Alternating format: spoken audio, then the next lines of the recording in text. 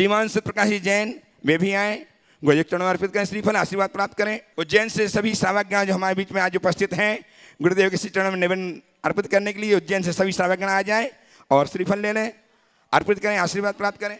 कटनी से राकेश जी, संदीप जी जैन, शैलू जी जैन कटनी से भी आ जाए, शीघ्र श्रीफल लीजिए, अर्पित कीजिए, आशीर्वाद प्राप्त कीजिएगा, अपने जीवन धन्य कीजिएगा। और हम विलंब नहीं करते हुए आचार्य भगवान के चित्त कन्वर्ट करने के लिए डॉक्टर सुभाष जी जखारिया, श्रवण शक्ति गुणायतन, राजेश जी भारिल श्रवण शक्ति गुणायतन और प्रभात जी चक्रवर्ती आ जाएं और अभिनंदन जी जैन आए, गुरुदेव चित्त कन्वर्ट करके इस सभा को गुरुदेव की सन्निधि प्रदान कराने का सौभाग्य प्राप्त करें।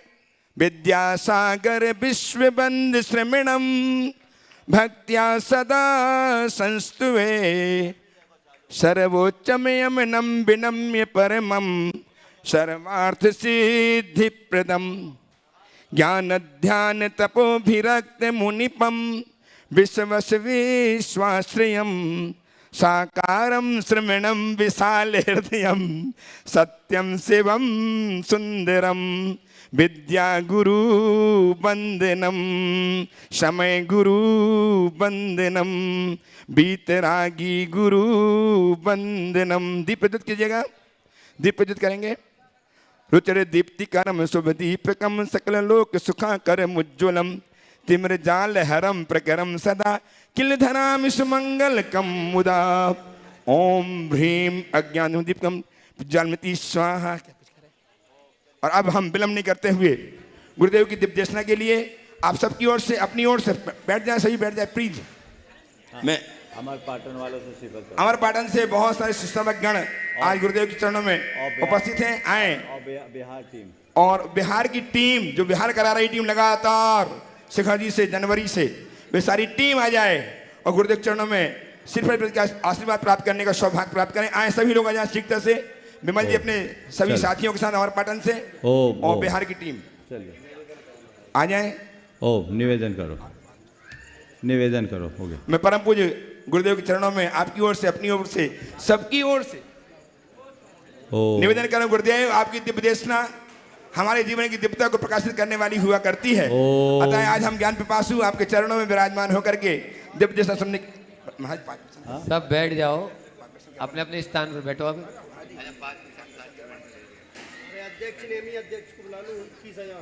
क्या बात।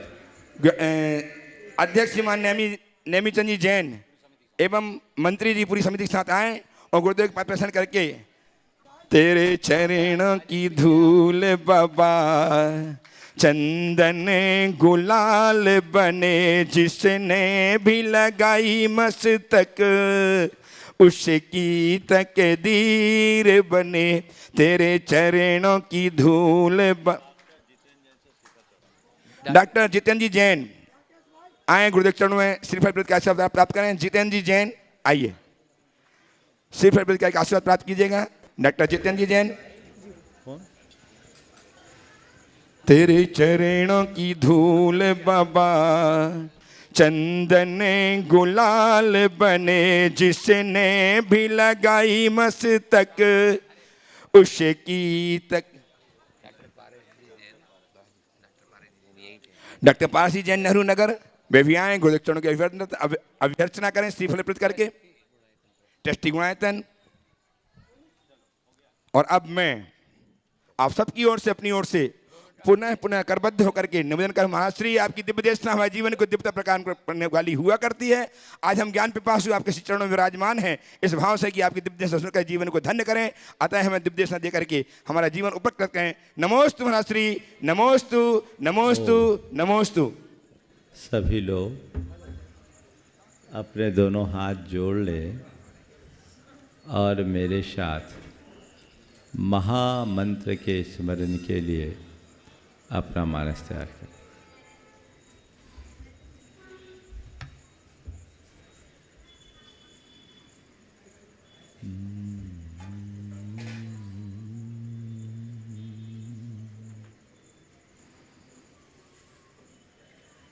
नमो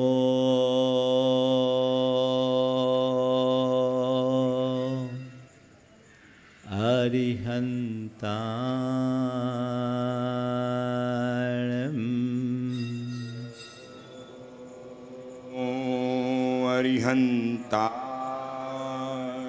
नमो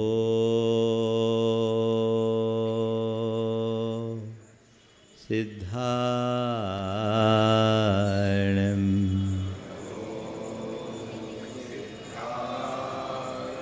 नमो आयर्याणं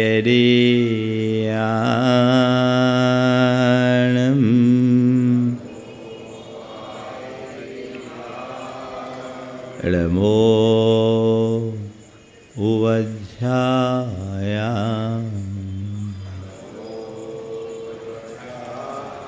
नमो लोये सवशाहुनम्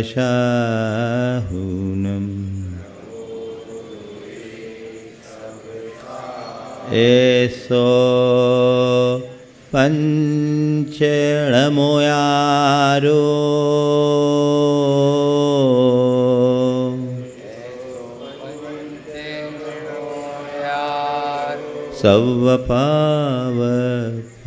सवपावपनाशनो मंगलालं च सवेसिं पढ़मं हो मंगलम।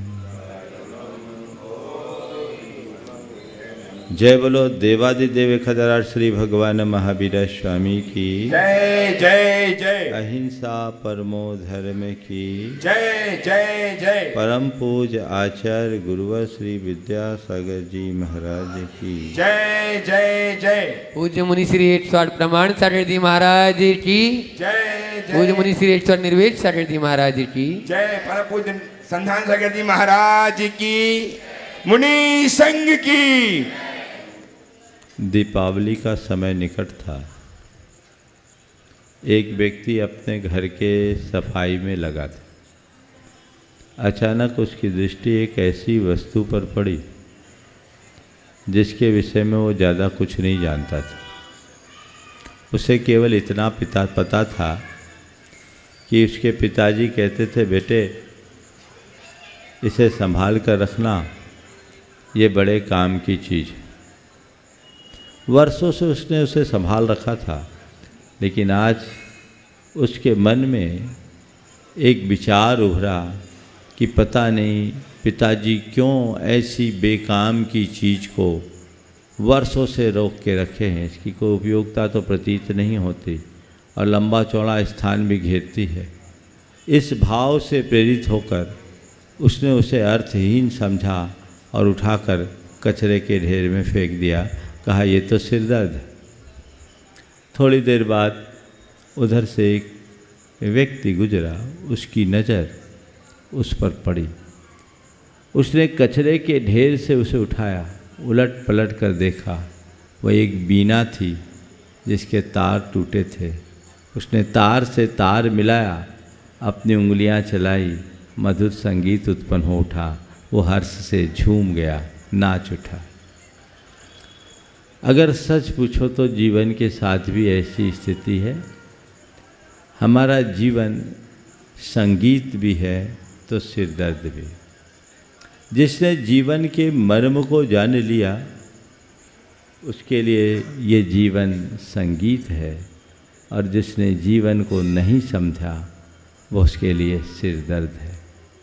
संत कहते हैं कि यदि तुम अपने जीवन का आनंद लेना चाहते हो तो देह की इस वीणा पर साधना के तार जोड़ो, तो फिर तुम्हारी जीवन भर जो उंगलियां चलेगी उससे स्पंदित संगीत तुम्हारे चित्त को हमेशा हमेशा के लिए निनादित कर देगा।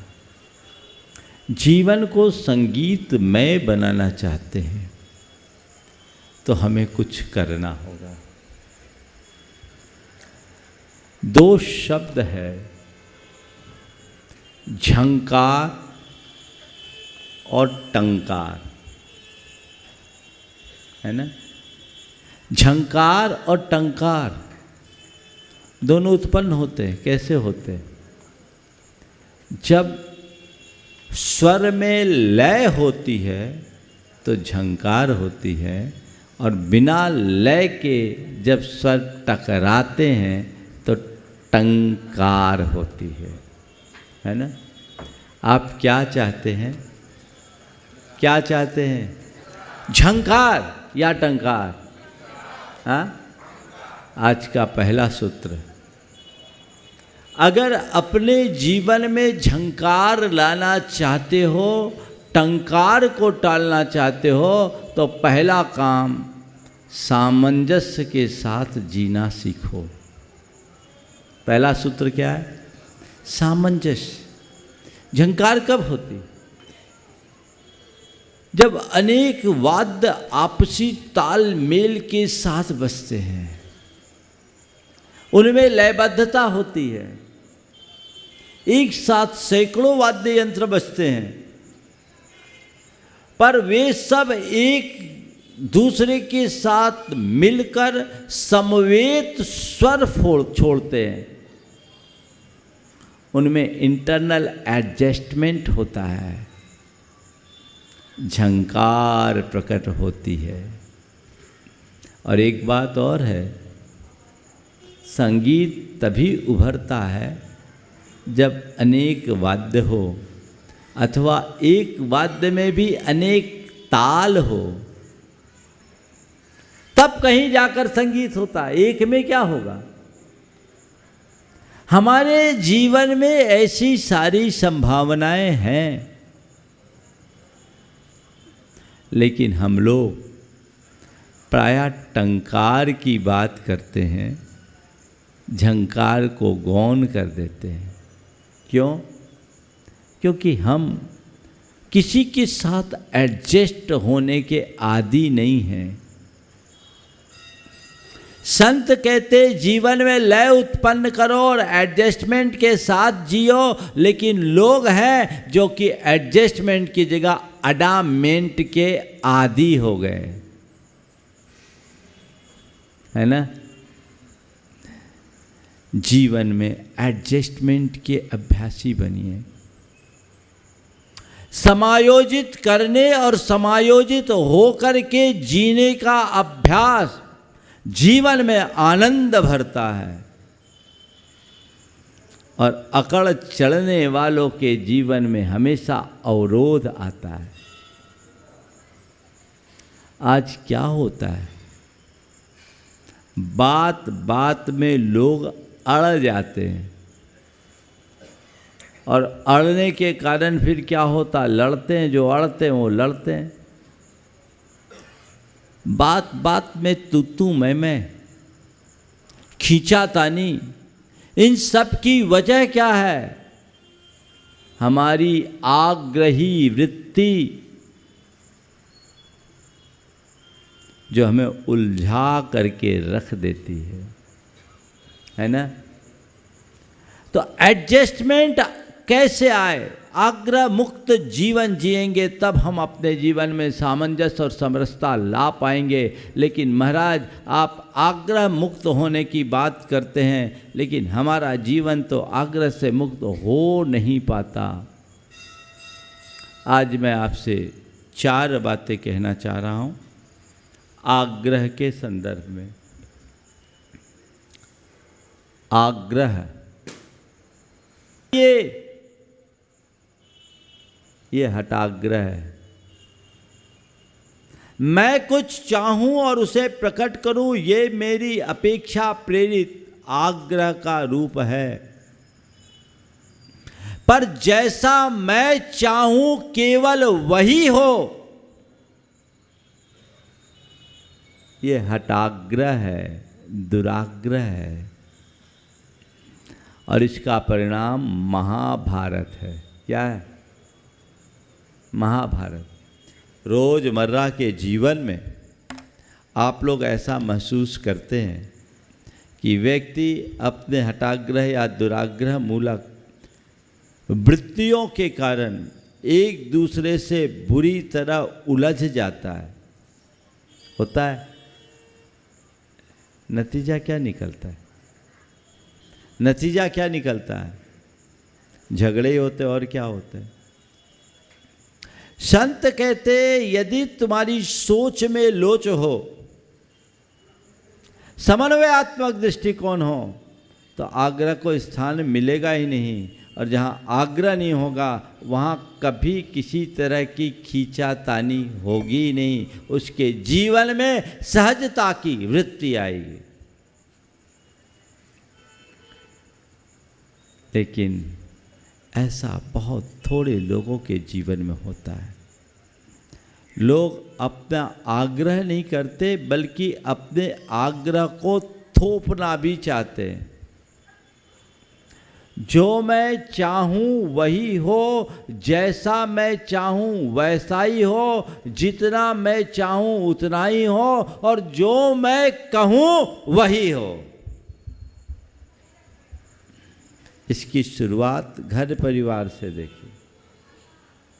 घर परिवार से लेकर समाज और व्यवहारिक जीवन में ये समस्याएं रोज देखने को मिलती है, और कभी कभी तो ऐसी हास्यास्पद स्थितियां निर्मित हो जाती हैं कि बिना सिर पैर की बात पर लोग उलझ जाते हैं, है ना।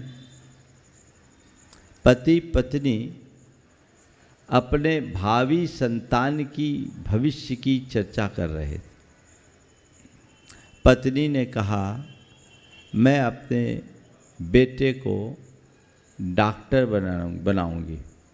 पति कहता है डॉक्टर तो आजकल गली गली घूमते हैं, हमें अपने बेटे को वैज्ञानिक बनाना है। लेकिन कैसे वैज्ञानिक बनाओगे आप? हमने कब से सोच रखा है कि बेटा होगा उसको डॉक्टर ही बनाएंगे।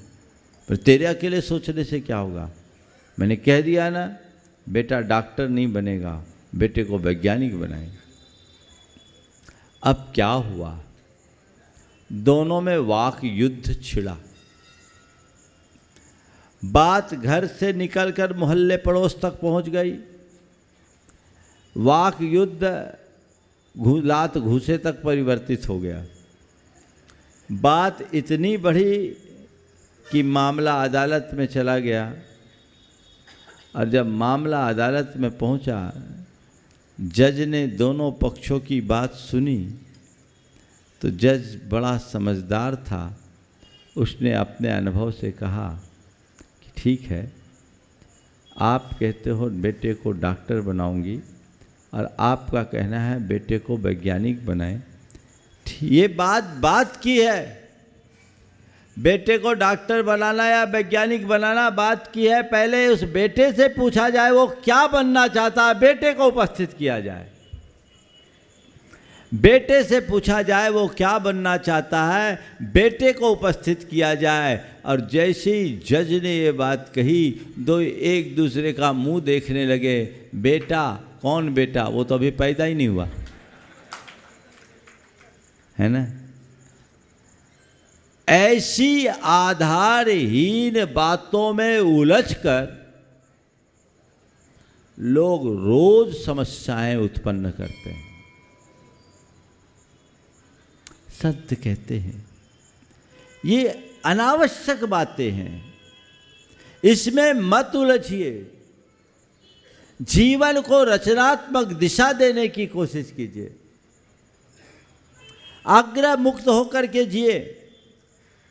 पर कभी कभी तो किसी व्यक्ति के प्रति हमारी जैसी धारणा बन जाती है, सामने वाले के प्रति हम वैसा ही व्यवहार करते हैं, उसी चश्मे से देखते हैं। उसकी अच्छाई में भी बुराई दिखेगी। जिस व्यक्ति के प्रति आपके मन में द्वेष मूलक पूर्वाग्रह बैठ जाता है, उसमें 1000 गुण हो, आपको एक भी गुण नहीं दिखेंगे। उस व्यक्ति की कितनी भी अच्छाई हो, आप उसको पसंद नहीं कर पाओगे। आप सदैव उसकी केवल और केवल आलोचना करते नजर आओगे। होता है ऐसा? उसका परिणाम क्या होता है? पूर्वाग्रहों से ग्रसित होने के परिणाम स्वरूप हम अच्छे आदमी की भी सही पहचान नहीं कर पाते, उसकी कद्र नहीं कर पाते, और अच्छे मौके का भी लाभ नहीं ले पाते।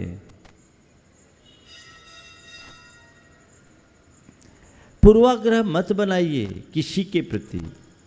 अरे वो तो ऐसा है, वो तो वैसा है, वो तो वैसा है। कोई ज़रूरी नहीं कि जो आज जैसा है कल भी वैसा हो। आज अच्छा कल बुरा हो सकता है, और जिसका आज बुरा कल अच्छा भी हो सकता है। हो सकता है कि नहीं हो सकता? इसका मतलब ये भी नहीं है कि सबको आंख मूंद करके स्वीकार कर लो।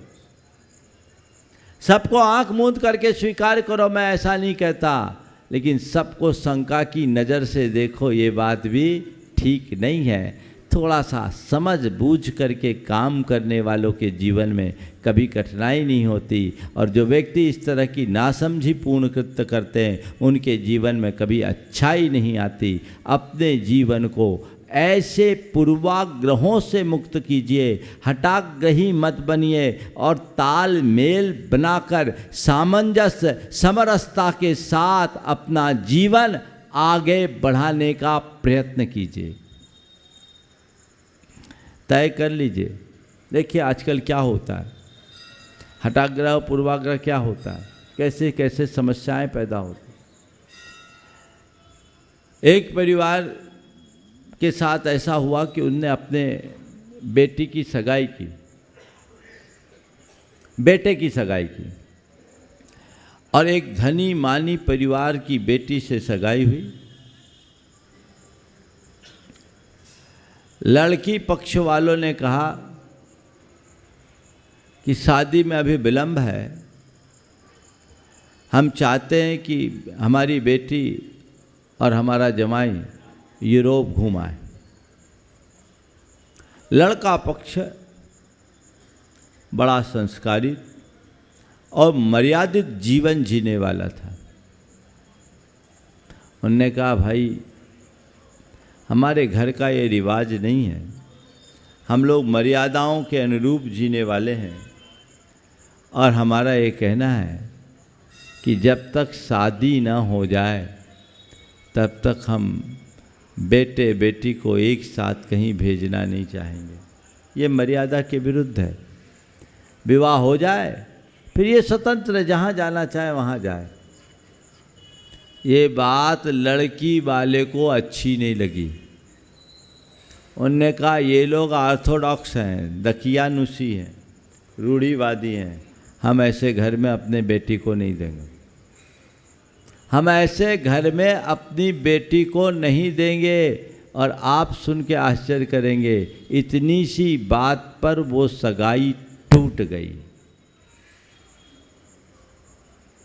उनने मुझसे कहा, हमने कहा भाग्यशाली हो। जब मुझे बताया कि महाराज ऐसा ऐसा हो गया, हमने कहा भाग्यशाली हो जो शादी के पहले ही नचाने की कोशिश कर रही है, शादी के बाद पता नहीं क्या करती। कई बार लोगों के साथ ऐसा जुड़ जाता है। इस तरह की प्रवृत्तियों से अपने आप को बचाना चाहिए। आजकल जितनी भी है, खासकर दाम्पत्य जीवन की मधुरता जो नष्ट हो रही है, उसके पीछे सबसे बड़ा कारण आग्रह वृत्ति है। और ये आग्रह क्यों है? क्योंकि हर व्यक्ति अपने अहम को पुष्ट करने में लगा रहता है। जहाँ अहंकार होगा वहाँ अंधकार ही होगा। ये सब बातें आएगी नहीं। छोटी छोटी बातों में ईगो क्लैश हो जाते हैं, छोटी बातें बड़ी बन जाती है, होता है, और भुगतते हैं लोग। तुमने ऐसा क्यों नहीं किया, तुमने वैसा क्यों नहीं किया। एक बार की बात कैसा होता है, मैं आप लोगों की बात ही आप लोगों को सुनाता हूँ। मैं कोलकाता में था, 31 का टाइम था। एक परिवार घूमने गया बाहर दीघा बीच में, लौट कर आया। जुड़ावा परिवार था, छोटे छोटे बच्चे थे। जब मेरे पास आए तो मैंने ऐसे ही पूछा, भाई तुम लोग घूम के आए, खूब एंजॉय किए होगे? तो बच्चों ने कहा, महाराज कैसा एंजॉय, पूरा मूड ही खराब हो गया। कैसा एंजॉय? सारा मूड खराब हो गया। बोले क्या हुआ? बोले मम्मी अलग होटल में रुकना चाहते थे, पापा ने अलग होटल बुक किया, मम्मी के पसंद का होटल नहीं था, तो पूरा टूर लड़ाई में बीता। अब बताओ, घर परिवार व्यापार धंधा सब छोड़कर घूमने का आनंद लेने गए,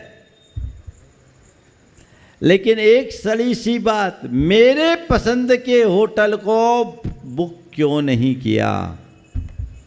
बोलो, है ना? मैं तो उदाहरण दे रहा हूँ, तुम लोग तो भुगतते होगे रोज भुगतते हो। मजा क्या है इसमें? क्या हम ऐसा नहीं कर सकते कि हम एडजस्टमेंट करके जिए? अपने अहंकार को गौण करे। लेकिन अहंकारी की सबसे बड़ी विचित्रता ये होती है कि वो दुखी होने को तैयार रहता है, झुकने को तैयार नहीं होता। परेशान हो जाएगा, झुकेंगे कैसे? हम छोटे बन जाएंगे। छोटे बनने से बचना चाहते हो, खोटे बनने से कोई परहेज नहीं। संत कहते हैं छोटा बनो कुछ नहीं बिगड़ेगा, पर खोटा बनोगे तो कुछ नहीं बचेगा। खोटा बनने से बचो और मन में ऐसी दुर्वृत्तियों को कभी हावी मत होने दो। सामंजस्य बनाइए। छोटी छोटी बातों को खिंचने मत दीजिए, चाहे वो घर परिवार की बात हो, चाहे समाज की बात हो, दुनिया के किसी भी कोने में इस बात का ध्यान रखना चाहिए। और आजकल जब लोग अपनी बात को पकड़ करके बैठ जाते हैं और उसे ही थोपने की कोशिश करते हैं, उसे ही मनवाने की चेष्टा करते हैं, तो जो परिणाम सबके सामने आता है, आप लोग उससे अच्छे तरीके से परिचित हो। इसलिए पहली बात जो है वो आग्रह मुक्त जीवन यानी सामंजस्य के साथ जीने का अभ्यास बनाना चाहिए। इससे जीवन में समरसता आएगी, आनंद आएगा। हम कोई भी बात हो ख़त्म करें। और इसके लिए क्या करना है? दो काम करना है। दो काम करना है। कुछ बातों को नज़रअंदाज करने की कला सीखनी और कुछ बातों को बर्दाश्त करने की क्षमता विकसित करनी। क्या कहा? कुछ बातों को नज़रअंदाज करना सीख लो और कुछ बातों को बर्दाश्त करने की क्षमता विकसित कर लो। किसे नज़रअंदाज करना और किसे बर्दाश्त करना। जीवन में समरसता लाना है। तो यदि कोई व्यक्ति ऊपर नीचे हो जाए, छोटी मोटी बातें हो, इग्नोर करो, नज़रअंदाज कर दो, उसे बाईपास करो, लेट गो करके उसे छोड़ दो। बातों को पकड़ने की आदत से मुक्त हो जाओ। आप लोग क्या करते हो?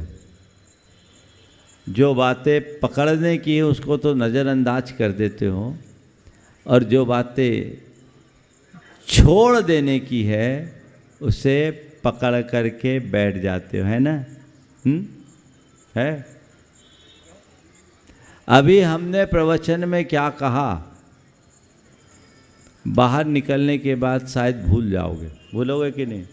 तुरंत भूल जाओगे। महाराज ने प्रवचन में क्या कहा? बाहर निकलने के बाद तुरंत भूल जाओगे। तुम्हारे घर परिवार में तुमसे कोई कितना अच्छा व्यवहार किया उसको तुम भूल जाओगे, हैं? भूल जाओगे। लेकिन किसी ने 20 बरस पहले कोई अपशब्द बोला, आज भी याद रहेगा, है? महाराज 20 बरस की बात तो जाने दीजिए, 50 बरस पहले की बात भी हम लोगों को याद रहती है? क्यों? उसे आप पकड़ बैठे हो। यही दुखदाई है। जिसे तुमने पकड़ रखा है उसे छोड़िए, क्योंकि ये बताइए ऐसी बातें जब मन में उभरती है, सुखी होते हो कि दुखी? हाँ, क्या होते हो? हाँ, तो कौन कर रहा है दुखी तुम्हें? उसको छोड़ो, दिमाग से निकालो, नज़रअंदाज करना सीख लो, और नज़रअंदाज करने की कला सीख लो, क्षमा करने की आदत मन में आ जाए तो फिर तुम्हारे अंदर ऐसी दुर्वृत्तियां कभी हावी होगी ही नहीं। साफ करो, गंदगी अपने मन में क्यों भरो?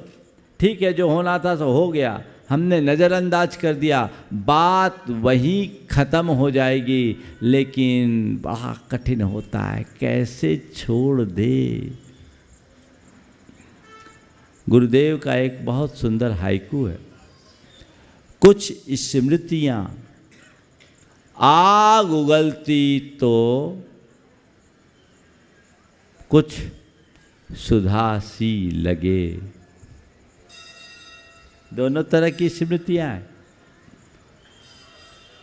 मधुर स्मृतियाँ भी है और कड़वी भी है। अतीत में झांक कर देखो, किसका बाहुल्य है, मधुर स्मृतियों का या कड़वी का? हाँ, बोलो जोर से थोड़ा।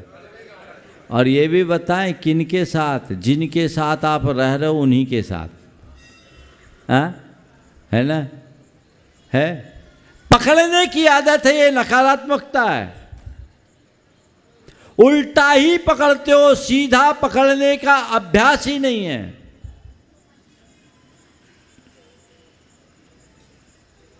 है क्या हम बदल नहीं सकते? चीज़ों को नज़रअंदाज नहीं कर सकते? देखिए, पर आदत उल्टी है। रोज भोजन करते हो, धर्मपत्नी अच्छा तुम्हारे मनोनुकूल भोजन कराती होगी। हालांकि जमाना पलट रहा है, अब उल्टा कराने का समय आ रहा है, पर अभी उतना, अब रोज भोजन करा रही है, मनोनुकूल भोजन करा रही। कभी प्रशंसा की? शायद ही कोई हो जो पत्नी के द्वारा मनोनुकूल भोजन कराने के बाद उसकी मन से प्रशंसा करता हो। लेकिन एक दिन किसी चीज़ की टेस्ट में कोई कमी हो जाए, सपोज नमक न रहे, सब्जी में नमक कम हो जाए या मिर्ची तेज हो जाए, तो क्या होता है? बोलो, हाँ, क्या करते हो ये तो बताओ, क्या होता है? आप टोके बिना नहीं रहते, फिर जिसका जोर चल जाए। कभी कभी ऐसा भी होता है। एक बार मैंने एक सभा में पूछा कि ये बताओ, भोजन करने बैठे हो और सब्जी में मिर्ची ज़्यादा हो तो क्या करोगे? चुपचाप खाओगे या पत्नी पर चिल्लाओगे? भोजन करने बैठे हो, सब्जी में मिर्ची ज़्यादा हो तो क्या करोगे? चुपचाप खाओगे या पत्नी पर चिल्लाओगे? एक ने हाथ उठाकर कहा, महाराज चुपचाप खाऊंगा, चुपचाप खाऊंगा। मुझे बहुत अच्छा लगा, मैं उसकी क्षमता की सराहना कर ही रहा था कि बाजू में उसका दोस्त बैठा था, बोला महाराज छोड़िए, ये खाएगा, इसी में खैरियत है, नहीं तो वो भी नहीं मिलेगा। यहाँ समता नहीं है, ये समझौता है। आपसे मैं ये कह रहा हूं कि रोज अच्छा मिल रहा है, मनोनुकूल मिल रहा है, उसकी कोई प्रशंसा नहीं, सराहना नहीं, लेकिन एक दिन कम मिला, तुमने प्रतिक्रिया दे दी है। क्या इसको नज़रअंदाज नहीं कर सकते? और देखो, तुम लोग व्यापारी हो, किसी से 5 लाख रुपया लेना हो, किसी से तुम्हारे लिए 5 लाख रुपया लेना हो और सालों से वो पैसा डूबा हुआ है, और वो आदमी लाख रुपया जमा कर रहा है, तुम क्या करते हो? मना कर देते हो कि नहीं, हमें तो 5 ही चाहिए? क्या करते हो? लाख लेते हो और मन में क्या धारते हो? चलो कम से कम लाख तो मिला, यही सोचते हो ना। भगे भूत की लंगोटी भली, यही बोलते हो ना। लाख तो आया, मतलब उस जगह तुम कितने सकारात्मक हो जाते हो। मैं आपसे कहता हूँ, किसी आदमी ने 10 काम में 8 अच्छे काम किए, 2 काम खराब किए, तो हम इस बात का संतोष क्यों नहीं करते, कम से कम 8 तो अच्छा किया, क्यों नहीं करते? उदारता नहीं है, सोच वैसी है। अपनी सोच को थोड़ी सी उदार बनाइए। नज़रअंदाज करने की क्षमता विकसित होगी। जब तक सोच उदार नहीं होगी, चीज़ों को नज़रअंदाज नहीं कर पाओगे, और तब तक क्षमा करने का भाव नहीं होगा, और जब तक क्षमा धारने का भाव नहीं होगा, तब तक जीवन का उद्धार नहीं होगा। पश्चिम में एक बड़ी अच्छी पद्धति बहुत तेज़ी से प्रचारित हो रही है, डिवाइन फॉरगिवनेस। क्या बोलते हो? Divine forgiveness. वो कुछ नहीं है, हमारा उत्तम क्षमा धर्म है, उसी का अंग्रेजी अनुवाद है।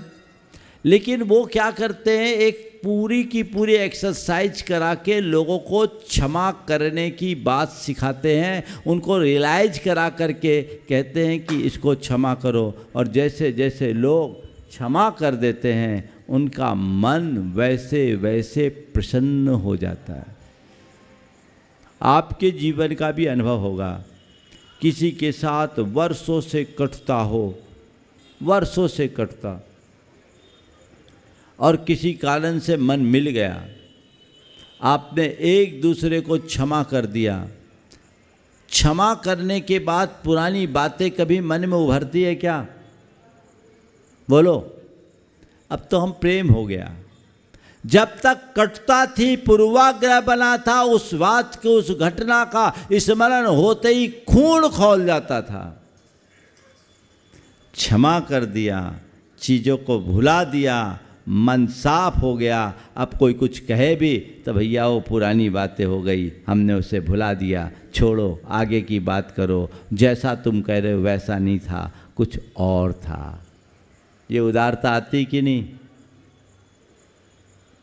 अपने अंदर ऐसे गुण विकसित कीजिए कि किसी की कोई छोटी मोटी बातें हैं तो हम उसको नज़रअंदाज करने की कला सीखें, अंदर एंट्री न दें, इधर से सुने इधर से निकाले। ठीक है, ऐसा होता है, सामने वाले ने कह दिया सो कह दिया, कर दिया सो कर दिया। हमें इसे नज़रअंदाज करके चलने की कला सीखनी है। समरसता तब आएगी, सामंजस्य तब बनेगा, और पकड़ करके बैठोगे तो जहाँ के तहाँ पड़े रहोगे। समझ गए? और दूसरी बात, बर्दाश्त कीजिए, सहन कीजिए, हो गया सो हो गया।